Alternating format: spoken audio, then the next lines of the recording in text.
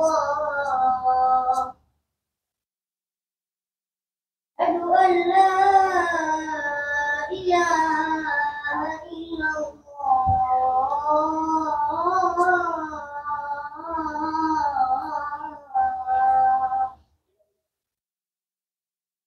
أشهد أن محمد رسول الله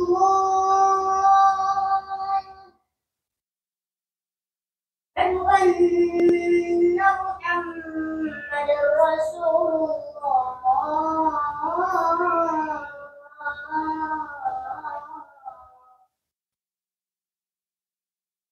حي على الصلاة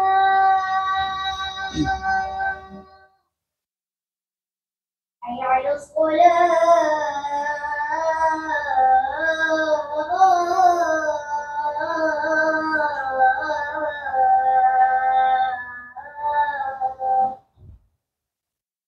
حي على الفلاح حي على الفلاح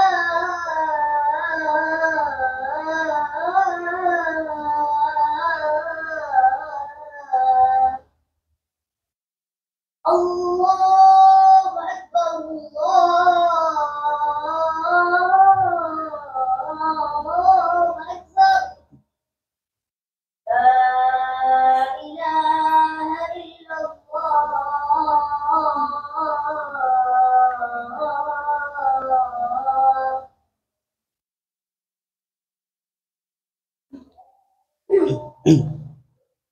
بسم الله الرحمن الرحيم. الحمد لله إن الحمد لله نحمده ونستعينه ونستغفره ونعوذ بالله من شرور أنفسنا ومن سيئات أعمالنا. من يهدي الله فلا مضل له ومن يضلله فلا هادي له وأشهد أن لا إله إلا الله وأشهد أن محمدا عبده ورسوله. أما بعد، ويا عباد الله، يقول الله تبارك وتعالى في كتابه الكريم بعد أعوذ بالله من الشيطان الرجيم: يا أيها الناس اتقوا ربكم الذي خلقكم من نفس واحدة وخلق منها زوجها وبث منها رجالا كثيرا ونساء واتقوا الله الذي تساءلون به والأرحام إن الله كان عليكم رقيبا.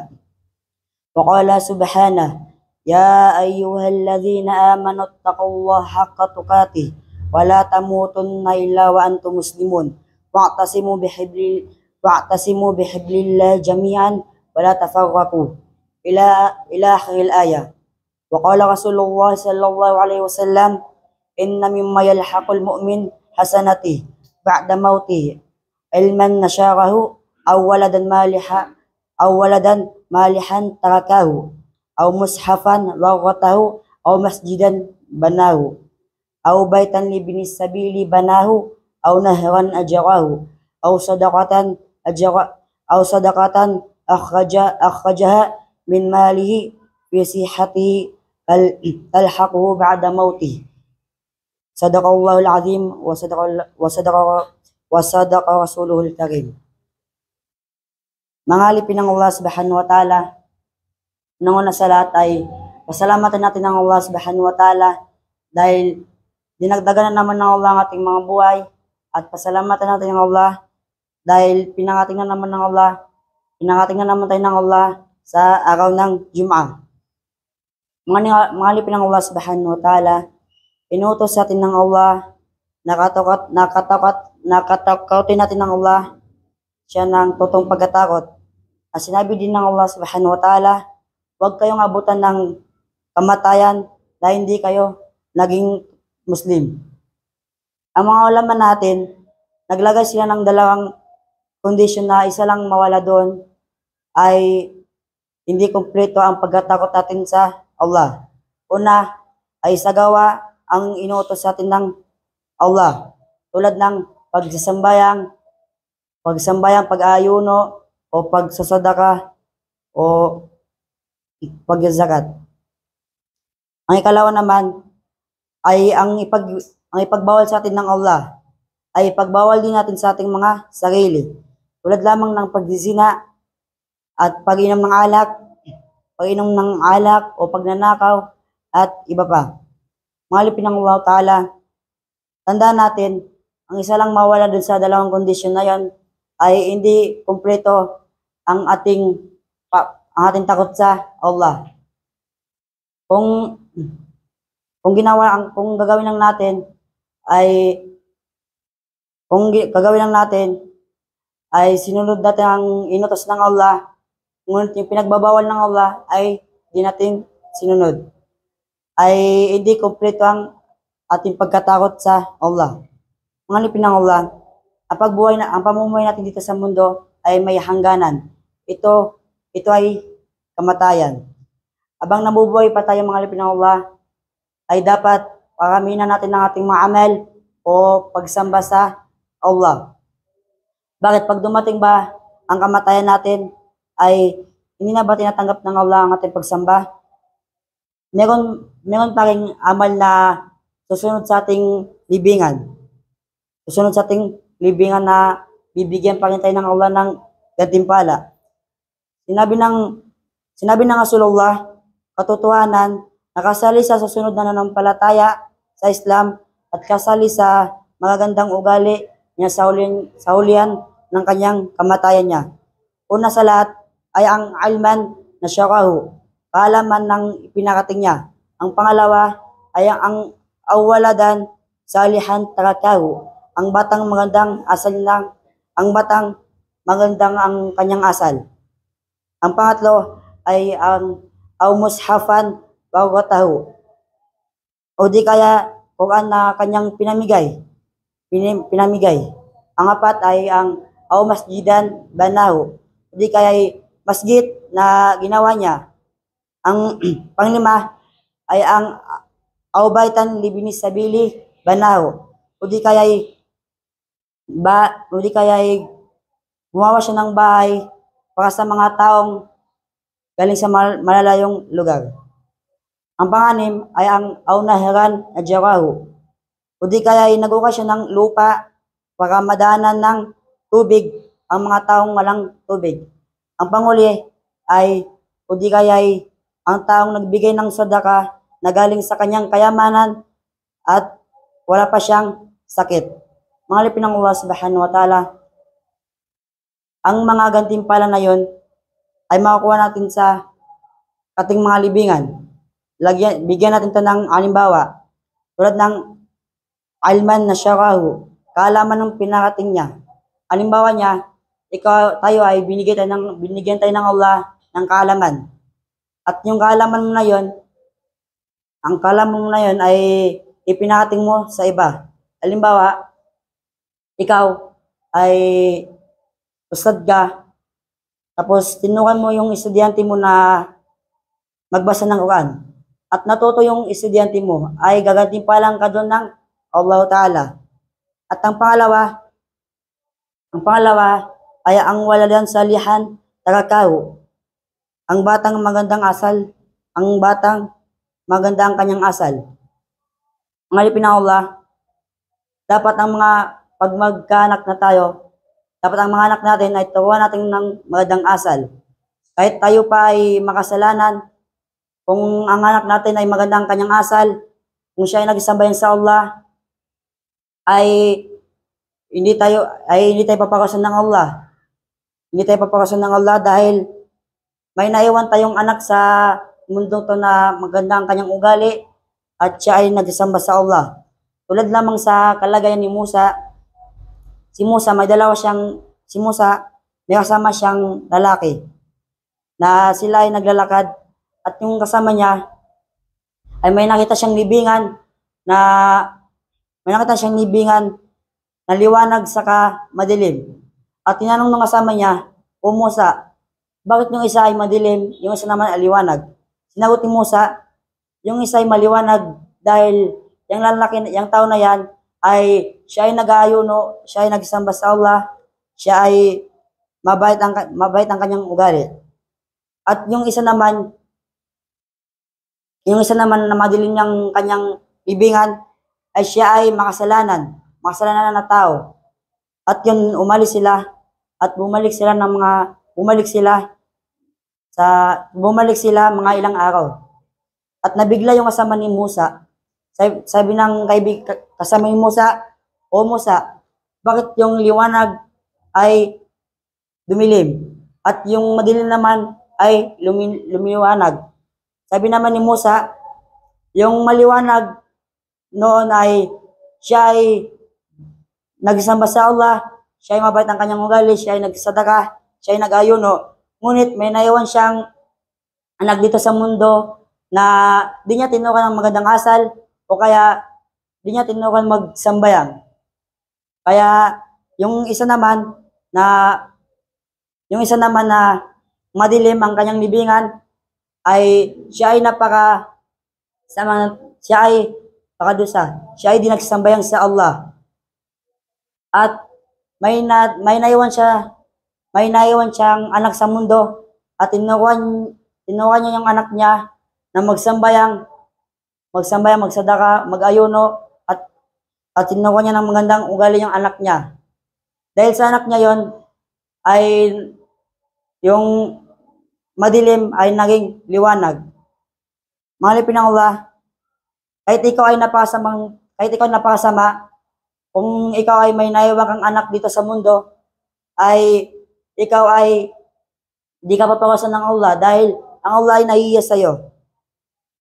Ang pangatlo ay ang aw mushafan wa watahu, o di kaya ay Quran na kanyang pinamigay.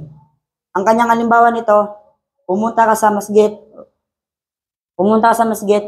at walang mga Quran doon at naisipan mo na magsadaka ka doon ng Quran dahil para yung mga tao doon ay nakabasa ng Quran. At kung naglagay ka ng Quran doon, sa bawat tao na nagbabasa doon ay gagantimpalan ng Allah at gagantimpalan ka din ng Allah. Ang pangapat ay aw masjidan banaw, o di kaya yung masjid na ginawa niya. Ang kanyang halimbawa, mga alipin ng Allah, may mga Muslim sa lugar na yon na wala silang muski. At ikaw napakabait ay gumawa ka ng masjid. Nagpagawa ka ng masjid. At gagatimpalan ka ng Allah doon dahil gumawa ka ng masjid. At gagatimpalan ka din ng Allah dahil yung mga jama na nagsambay na sa masjid na yon ay nakapagsambayang. Yung gantimpala nila ay may hati ka doon sa gantimpala nila. Ang panglima, mga alipin ng Allah, ay ang aw baitan li binisabili banaw, o di kaya gumawa ka ng bahay para sa mga taong bago sa lugar. Ang kanyang halimbawa ay itong Taguig. Dito sa Taguig ay gumawa ka ng malaking bahay para lamang sa mga taong galing sa mga malalayong lugar na pumupunta sa Taguig na wala silang matutuluyan. Ay gagagantimpalan ka doon ng Allah dahil sila ay nakapagpahinga na sila ng maayos. Ang pang-anim naman ay ang aunahran ajrahu, o di kaya'y nagukay ng lupa para madaanan ng tubig ang mga taong walang tubig. Halimbawa niya naman, ang kapitbahay mo ay wala silang tubig. Ang ginawa mo ay umukay ka ng lupa para sa mga taong walang tubig. At gagantimpalan ka ng Allah doon dahil di na sila mahirapan kumuha ng tubig sa malalayong lugar. At panguli ay ang panguli, o di kaya'y ang taong nagbigay ng sadaka na galing sa kanyang kayamanan sa lagay na wala pa siyang sakit. Mga alipin ng Allah subhanahu wa ta'ala, alam naman natin may mga tao ngayon na nagbibigay sila ng sadaka pag sila ay may nakaramdaman na sakit o kaya sila ay nanghihina. Pero mga alipin ng Allah, pero ay nagantimpalan din sila ng Allah doon. Pero mas malaki ang gantimpalan ng Allah doon pag ikaw ay nagbigay ng sadaka na wala ka pang sakit at wala ka pang nakaramdaman na masama. Mga alipin ng Allah subhanahu wa ta'ala, yun yung pitong gantimpala na makasama mo sa yung libingan, yung nabanggit ko. An ibni Abbas qala qala an-nabiy sallallahu alaihi wasallam mal maitu fi qabrihi ila shibuhul gariqil mutagawis yantadhiru dawatan talhaqu min abin aw aw waladi aw sadiqin sikahu fa idza haqqathu kanat ahabba ilaihi minad dunya wa ma fiha wa inna allaha la yudkhilu ala ahli al-qubur min du'ai ahli al-ardi amsal al-jibali wa inna hadayyahul ahya'i ila amwatihi al-istighfaru lahum. Mga alipin ng Allah subhanahu wa ta'ala, nanggaling kay Ibn Abbas na sinabi ng Rasulullah sallallahu alaihi wasallam na walang taong namatay sa libingan niya, subalit siya ay parang nalulubog. Ay siya ay naghihintay ng tawag na umabot sa kanya, galing sa kanyang nanay, galing sa kanyang tatay, o di kaya galing sa kanyang anak, o kaya galing sa kanyang matalik na kaibigan. Na kapag narinig niya yon, ang tawag na yon ay yun yung dua. Kapag narinig niya yon, ay mas gusto niya pa yon kaysa sa mundong to, saka sa napailalim dito sa mundong na to. At katotohanan, ang Allah, na gusto niya yon, ay katotohanan ng Allah, ay pinapasok niya sa mga tao, sa libingan na yon, yung dua na galing sa mga tao sa lupa, kasing laki ng bundok. At katotohanan, ang igalo ng mga taong buhay para sa mga taong patay ay yung ipagduwa sila ng kapatawaran. Mga alipin ng Allah subhanahu wa ta'ala, na nanggaling kay Abbas na sinabi ng Rasulullah na ang mga tao sa libingan ay para silang nalulubog, na naghihintay sila ng tulong o naghihintay sila ng tawag. Ay yun yung dua sa nanay, tatay o kaya sa anak. Ay pag narinig nila yon, ay mas gugustuhin nila yon kaysa sa mundong to at kasalyang napailalim dito sa mundong na to. At katotohanan ng Allah ang Allah ay pinapasok ng Allah ang mga dua natin sa mga libingan na parang bang bundok, kasing laki ng bundok. At katotohanan, ang igalo ng mga buhay sa mga patay ay ipagduwa natin sila ng kapatawaran. Mga alipin ng Allah subhanahu wa ta'ala, ang mga tao pala sa libingan ay para silang nalulubog, na humingi sila ng tulong sa mga nanay natin o kaya sa mga tatay natin o kaya mga anak natin. Allahu Akbar. At ang Allah, tinatanggap ng Allah, ang Allah ay pinapasok ng Allah ang mga dua natin sa mga libingan at kasing laki ng bundok. At mga alipin ng Allah, ang magandang regalo natin sa mga taong patay ay yun yung ipagduwa natin sila na patawarin sila ng Allah subhanahu wa ta'ala. وأقول قولي هذا ونستغفر الله لي ولكم ولسائر المسلمين من كل ذنب ونستغفره إنه هو الغفور الرحيم.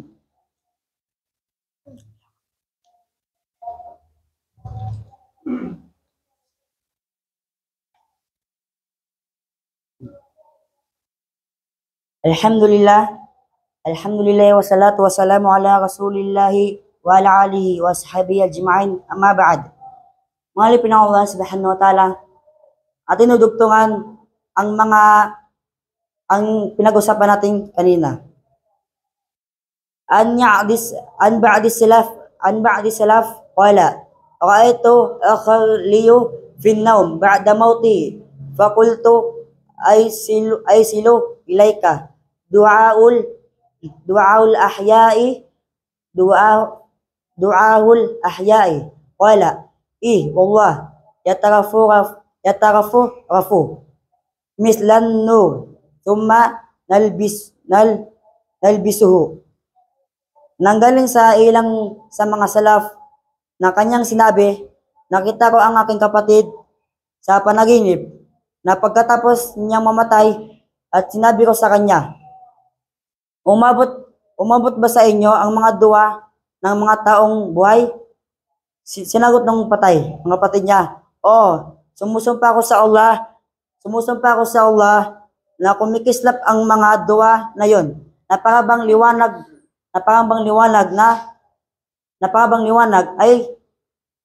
liwanag na sinusuot namin. Mga alipin ng Allah subhanahu wa ta'ala na nanggaling sa ilang mga salaf, nakita niya ang kanyang kapatid sa panaginip. Ang kapatid niya ay namatay. At tinanong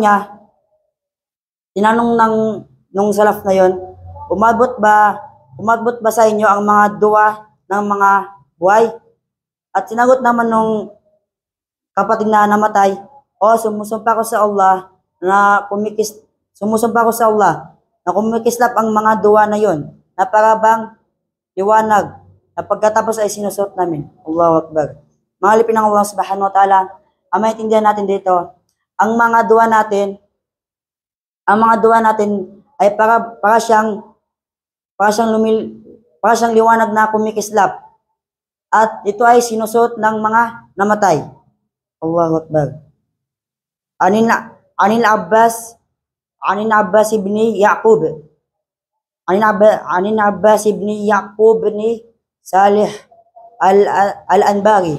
Sami'tu Abi yaqulu ra'a ba'dus salihin abahu fin naum faqala lahu ya bunayya lima qati'tum hadiyatakum anna qala ya bati wa hal ta'riful amwat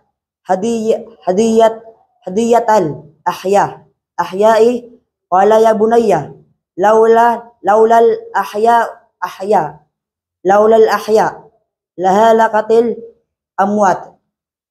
Nanggaling kay Abbas, nanak ni Yaqub, nanak ni Saleh Anbari, na sinabi niya, narinig ko ang aking tatay na sinabi niya, nakita ko ang iba sa mga taong nananampalataya sa panaginip ng aking tatay.